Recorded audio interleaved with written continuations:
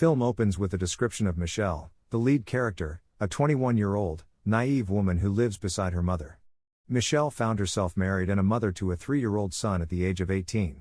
Despite her youth and hopes for a prosperous career, Michelle had to go on daily job interviews because of financial difficulties in order to make ends meet. Sadly, her limited education and unfinished schooling made it difficult for her to find employment. One day, when she came home tired, Michelle found a man sitting next to her, and he began acting strangely toward her. Motivated by the circumstances, Michelle's son stood up for her, which led the father to shove the youngster, causing him to fall and suffer a head injury. Alarmed by the occurrence, Michelle rushed her son to the hospital, but the attending physician voiced concerns about possible abuse. This prompted a social worker to get involved.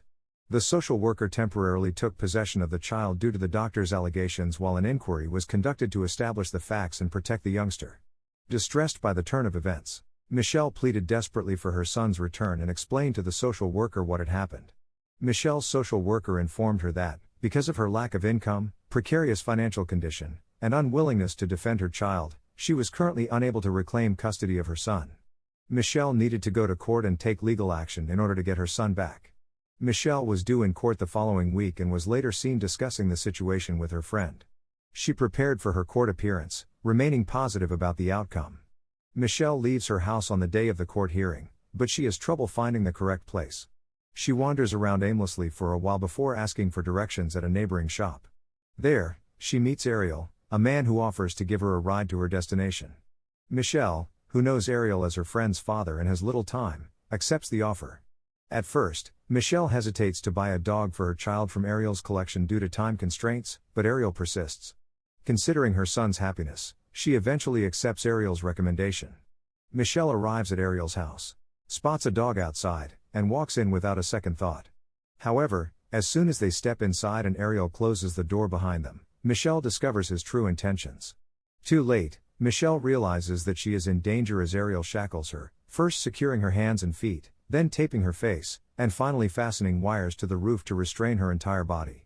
Michelle understands that she has fallen into a trap and is left in severe pain from the tight bindings. Despite her terrifying predicament, her constant worry remains her child. She fears that missing her court appearance will lead to permanent loss of custody. In desperation, she begs Ariel to hurt her so that she can escape, but he disregards her pleas with cold callousness.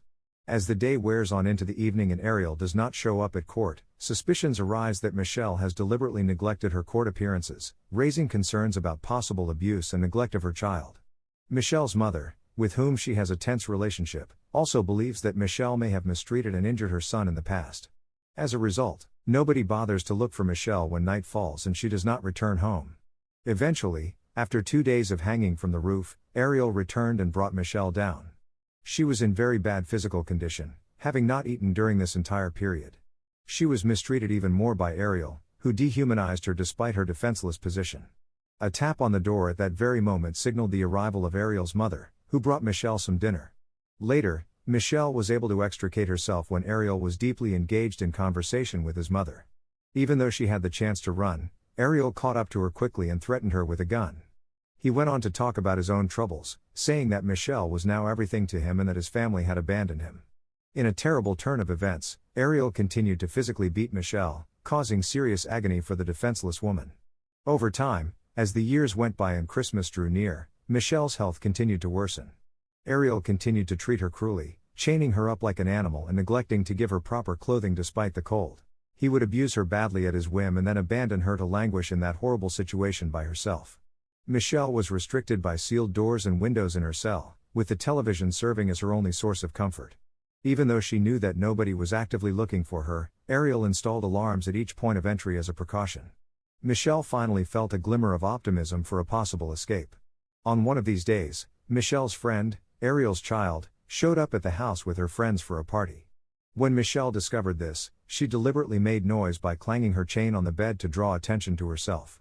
Michelle tried to stand out, but Ariel countered this by turning up the music loud enough to drown out any noises she might make. Michelle suffered continuous physical torture and misery for several days during this pattern. Michelle was worn out and accustomed to the difficult life that had been thrust upon her, but she remained resilient and refused to give up. She eventually got to meet a dog, thanks to Ariel, and briefly felt happy as she interacted with it. However, When Michelle tried to flee with the dog, Ariel caught her again and brutally restrained her. Ariel murders the animal in front of Michelle's eyes, giving her a terrifying warning: if she tries to run away once more, another animal will take its place. Having descended into a perverted state where his sadistic crimes have become normal to him, Ariel takes great pleasure in this warped power dynamic. Motivated by his growing malevolence, Ariel kidnaps a 17-year-old girl as his second victim. He chains Amanda, the girl, together with Michelle. Alongside the search operations, candles were lit and prayers were said, asking for the missing girl to be found as soon as possible. Michelle couldn't help but feel disregarded when she saw these coordinated efforts and realized that no such thought or prayer had ever been offered for her situation. While Michelle was sympathetic to Amanda's terrible circumstances, she was also hurt by this knowledge, which brought attention to her own sense of desertion. Weeks passed while this hopelessness persisted. Michelle unexpectedly found out she was pregnant. One day, when Ariel heard this, he reacted angrily, savagely hitting her with a big dumbbell in an attempt to hurt the unborn child. Michelle was in terrible pain from the attack, but Ariel showed her no compassion or empathy. His callous indifference won out. Michelle was put to work by Ariel, who took advantage of her labor when her health improved and used her help with his carpentry projects. Michelle asked an old neighbor for assistance during this time while she was working outside, but because of his advanced age, he was unable to understand the circumstances. Michelle's situation worsened as her meals grew irregular and her physical and mental health continued to decline. Michelle held fast to her faith in God and her hope of one day being freed from captivity, in spite of all the hardships she endured. A few days later, Michelle discovered another missing young girl, this time a 14-year-old, while watching the news on TV. Michelle was even more disturbed by this information, which made her question the girl's fate and the potential culprit. She was lost in her thoughts when she was startled by screams coming from the house's surrounding area. This increased her fear and uneasiness about the evil things going on in her surroundings. Gina was the one whose voice echoed throughout the home.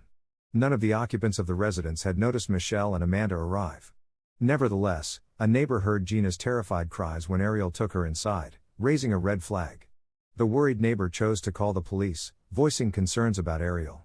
Even though Ariel was using music to block out the noise, unfortunately, the neighbor's worries were disregarded by the police, who said that a mere suspicion was insufficient justification for getting involved. As a result, Ariel managed to avoid detection once more. Ariel mistreated Gina in a manner reminiscent of how he handled Michelle and Amanda. It became clear that Ariel's younger daughter was friends with Gina, highlighting his unsettling tendency to target young females with his wicked actions. Michelle learned that Amanda was kept apart by Ariel and that Gina and herself were both held captive in the same room, with their hair being chopped off. Gina's parents went on camera to appeal for her safe return and to post missing posters in an attempt to find her. While the media focused on her disappearance, Gina was comforted by Michelle, who took on a protective position and provided comfort and support akin to that of an older sister. As she watched these efforts, Michelle led Gina in prayer and gave her words of support. Ariel would mistreat Gina in front of Michelle. Michelle intervened, pleading with Ariel to spare Gina and proposing that he treat her badly instead. Ariel snubbed Michelle's plea, coldly claiming that nobody loved her and that she was unloved, unsearched for, and undesired, which satisfied him and kept him away from torturing her. This suffering persisted over time. Another shock was dealt by the news that Amanda's mother had died of her anguish over losing her daughter. It was soon discovered that Amanda was expecting. Ariel revealed a dark wish to be Amanda's mother. Ariel brutally killed Michelle and the unborn child when Michelle fell pregnant, in order to concentrate on Amanda's unborn child. Michelle was taken aback by Ariel's sudden liking for children as he showed a fresh affection for Amanda's daughter. The child was born after Ariel had forced Michelle to endure a horrific experience. As the youngster grew older, Amanda noticed some improvement in her situation over time, receiving some consideration and attention from her kidnapper. Michelle and Gina, in stark contrast, were still living in appalling conditions, with little access to food, few opportunities for personal cleanliness, and minimal freedoms, like watching television and taking occasional baths. Michelle experienced increasingly cruel and cold treatment from Ariel. He fed her bad food for 4 days, and even then, it took 2 days to reach her. Besides, he put more work on her. After seeing Amanda's daughter, Michelle thought about her own son and realized he had probably aged significantly during their long confinement. Every year, Michelle continued the tradition of hanging her son's birthday card on the wall to commemorate the 7 years since their incarceration. Ariel made a mistake when Amanda's child turned 6 years old. He left the door open after leaving the house. When Amanda's child noticed this oversight, she quickly told her mother and pointed out the open door. Since Ariel had acted dishonestly in the past, Amanda initially assumed it was just another one of his schemes. However, after looking into it, Amanda was shocked and thrilled to discover that the door was indeed left open. That day, taking advantage of the situation, she ran outside with her daughter and yelled for assistance. This caught the attention of worried neighbors, who helped Amanda and her daughter and also phoned the police. Michelle and Gina were saved after officials investigated Ariel's house. Initially, Michelle wasn't convinced by their newfound independence, but once she realized it was true, she was ecstatic. Her son's welfare was her top priority. Due to their poor physical condition and the shock they had experienced, the three were sent to the hospital right away. Because of her severe trauma, Michelle developed a strong mistrust and fear of men. She would often scream in agony whenever she saw a male member of the medical team. Amanda and Gina's families hurried to see them in the hospital, offering steadfast support and attention. They gave Michelle plenty of encouragement, but nobody else made the effort to get in touch with her. Michelle eventually found out that her son had been adopted at the age of 4 by a loving family. After he was released from the hospital, his adoptive family made the decision to conceal Michelle's true identity from him. Later, Michelle was given housing, security, and basic utilities by the government. She boldly told the court about her life, demanding justice and a harsh sentence for Ariel. Ariel was given a 10,000-year prison sentence. However, tragically, after just 1 month in prison, he committed suicide. The weight of his deeds and the repercussions proved intolerable. Moving forward and starting a new chapter in their lives, Michelle, Amanda, and Gina forged ahead. Starting a new chapter in their lives. The movie ends.